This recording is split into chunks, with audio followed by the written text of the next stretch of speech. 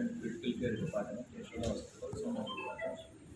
So బేసిక్గా ఏంటి అంటే ఇప్పుడు మనం గ్యాదర్ అయింది ఐసీయూ అవేర్నెస్ గురించి మాట్లాడుతున్నాం.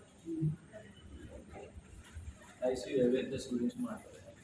ఐసీయూ అంటే ముందు ఒక 10 ఏళ్ల క్రితం ఇప్పటికి కూడా అనుకుంటున్నాం, ఒకసారి పేషెంట్ని ఐసీయూలో పెట్టాము, వెంటిలేటర్ మీద పెట్టాము అంటే ఇంకా అయిపోయింది, చివరి క్షణాలు, వెనక్కి రాదు, అనవసరంగా పైసలు బడ్జెట్ తప్ప ఇంకేం లేదు అని చెప్పి అందరం భావిస్తున్నాం. కానీ ఏంటి అంటే 10 ఏళ్ల క్రితం ఉన్న ఐసీయూ ఇప్పుడున్న ఐసీయూ చాలా వ్యత్యాసం. ఒకసారి వెంటిలేటర్ మీద పెట్టామంటే మనిషి రాడు అన్న అపోహ నుంచి మెల్లిగా వెంటిలేటర్ అనేది జీవితానికి ఒక లైఫ్ లైన్, ఒక ట్రీట్మెంట్ సారథిగా యూస్ఫుల్ అవుతాం. వెంటిలేటర్ నుంచి బయటకు వస్తున్నారు, కానీ ఏ విధంగా ఎందుకోసం వెంటిలేటర్ అవసరం అవుతుంది అనేది బాగా ఇంపార్టెంట్. ఏ డిసీజ్ వల్ల అయితే ఏదైతే రెక్టిఫైబుల్ చేయగలుగుతామో అలాంటి డిసీజ్కి వెంటిలేటర్ పెడితే ఖచ్చితంగా మనిషి వెనక్కి వచ్చే ఆస్కారాలు చాలా ఎక్కువగా ఉంటాయి. ఇప్పుడు ఇంకా మెడిసిన్ అనేది చాలా అడ్వాన్స్ అయిపోయింది. ఒక్క వెంటిలేటర్తోనే కాదు, ఇంకా వెంటిలేటర్ పెట్టిన తర్వాత ఉన్న ఊపిరితిత్తుల సమస్య ఇంకా తీరకపోతే కనుక మనిషిని బోర్లా పడుకోబెట్టి కూడా వెంటిలేటర్ ఇస్తారు, దానికి లోన్ వెంటిలేషన్. ఇంకా ఇది కూడా అవ్వకపోతే కనుక ఇంకా మన మెడిసిన్ చాలా అడ్వాన్స్ అయ్యి ఇప్పుడు అంటే ఎక్స్ట్రా కార్పోరియల్ మెంబ్రేన్ ఆక్సిజనేటర్ అనే కొత్త మెషిన్స్ ఇలాంటివి కూడా వచ్చాయి. దాంట్లో ఏం చేస్తారంటే క్యాన్లార్ పెట్టుకుని రక్తం బయటికి తీసి మెషిన్లో పంపించి మెషిన్లో మనం ఆ రక్తానికి ఆక్సిజన్ ఇస్తాము, తర్వాత మెషిన్ నుంచి ఆ రక్తం ఫోర్స్గా మనకి బాడీలో వస్తుంది. సో ఈ విధంగా ఆక్సిజనేషన్ అంటే ఊపిరితిత్తుల ప్రాబ్లం ఉన్నా, గుండె ప్రాబ్లం ఉన్నా సరే మనము ఈ మెషిన్ ద్వారా మనం బాడీకి సహాయం చేయవచ్చు. సో ఇది ఎప్పటి వరకు చేస్తామంటే ఆ ఊపిరితిత్తులు ఆ హార్ట్ తన వరకు తాను రికవర్ అయ్యేంత వరకు ఈ ఎక్కువ మెషిన్ ద్వారా మనము కృత్రిమంగా మనిషిని ఆ డిసీజ్ తీరేంత వరకు మనం బయట నుంచి కృత్రిమంగా బాడీకి సపోర్ట్ అనేది ఇవ్వచ్చు. దీన్ని ఎక్మో అంటాం. సో యశోద హాస్పిటల్లో ఎక్మోలో చాలా ముందంజలో ఉంది. మనం వేరే ఊళ్ళకు వెళ్ళి మరి ఎక్మో అనేది పెట్టి మనిషిని అక్కడి నుంచి తీసుకురావడం జరిగింది. మధ్య సోమాజిగూడలో సిక్కిం గ్యాంగ్టాక్ ఇక్కడ దాకా వెళ్ళి అక్కడ ఎక్మో ఇనిషియేట్ చేసి అంటే అక్కడ ఎక్మో పెట్టి మనిషికి మనం అక్కడి నుంచి ఇక్కడ తీసుకొచ్చి ఇక్కడ సోమాజిగూడలో సఫలంగా ఎక్మో తీసేయగలిగి మనిషిని వెనక్కి పంపించగలిగారు. సో ఆ పేషెంట్ వాజ్ వెరీ హ్యాపీ, చాలా హ్యాపీగా ఫీల్ అయినారు.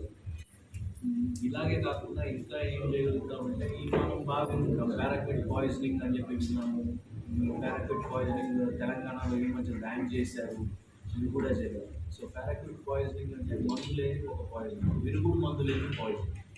సో అలాంటివి మొన్నటి వరకు అమెజాన్లో కూడా దొరుకుతున్నాయి ఇలాంటి మందులు. ఇలాంటివన్నీ పిల్లలు పాపం తెలియక మా దగ్గరికి వచ్చారు. హాస్టల్ నుంచి ఇంటికి వెళ్ళేందుకు ఏదో విధంగా చుట్టి కావాలని చెప్పి, సెలవు కావాలని చెప్పి ఆ మందు ఆర్డర్ పెట్టుకుని తాగేసి పొట్ట నొప్పి వచ్చింది సార్ అని చెప్పి హాస్పిటల్ నుంచి ఇంటికి వెళ్ళి పేరెంట్స్కి చెప్పకుండా చివరికి వాడు తాగింది ఈ మందు అని తెలిసి చేతులు ఎత్తేసి ఇంకేం చేయలేని పరిస్థితుల్లో మన దగ్గరికి వచ్చినారు కదా. ఇలాంటి వాళ్ళని కూడా మనము మంచిగా రికవర్ చేసి పంపించాలి. కానీ రికవర్ అవుతుందంటే ఇప్పుడు కోవిడ్ ఇవన్నీ వచ్చాయి కదా, దాదాపు 70-80% వరకు ఇన్వాల్వ్ అయిపోతే వెనక్కి రావు. అలాంటి టైంలో ఇక మనం పెట్టుకోవాల్సింది ఎక్కువ పెట్టుకున్న ట్రాన్స్ప్లాంట్లు ఇవన్నీ చేసుకోవాలి. ఇంకా 10-20% ఏమన్నా అయితే వెనక్కి వచ్చే ఆస్కారం. మనిషి కోవిడ్ టైంలో మనం చూసింది ఏంటంటే ఊపిరితిత్తులు ఏ భాగంలో ఇన్వాల్వ్ అయింది అనేది అప్పుడు కోవిడ్ టైంలో ఇంపార్టెన్స్. ఊపిరితిత్తులు వెనకాల భాగంలో ఇన్వాల్వ్, కింద భాగంలో ఇన్వాల్వ్ అయితే మనిషిని బోర్లా దిక్కు పడుకోబెట్టడం ఇవన్నీ అప్పుడు ఆ ఇంపార్టెన్స్ ఉంది. కానీ ఇప్పుడు గట్టిగా ఇన్వాల్వ్ అయిపోయి అంటే దాదాపు అంతా వస్తుంది ఇన్ఫెక్షన్స్. అలాంటి టైంలో ఇంకా వెంటిలేటర్ కూడా ఏమీ చేయలేదు. అప్పుడు వెంటిలేటర్ కన్నా హయ్యర్ స్టెప్స్ మనం ఎక్కువ ఇలాంటివి ఉపయోగపడతాయి. ఈ ఫెసిలిటీస్ ఖమ్మంలోనే ఉన్నాయి, హైదరాబాద్కి వెళ్ళాలా? ఖమ్మంలో మనకి వెంటిలేటర్ వరకు ఉంటాయని నేను ఆశిస్తున్నాను. ఎక్కువ అనేది పెద్దది కాబట్టి మనము హైదరాబాద్ అవసరం పడితే హైదరాబాద్ నుంచి మన వాళ్ళు ఇక్కడికి వచ్చి ఎక్కువ ఇక్కడికి తీసుకున్నారు.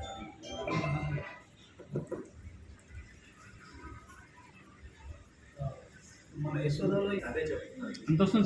మనము సిక్కిం గ్యాంగ్టాక్ నార్త్ ఈస్టర్న్ అక్కడ దాకా వెళ్ళి అక్కడ ఇనిషియేట్ చేసి కూడా మనకు వస్తున్నాయండి.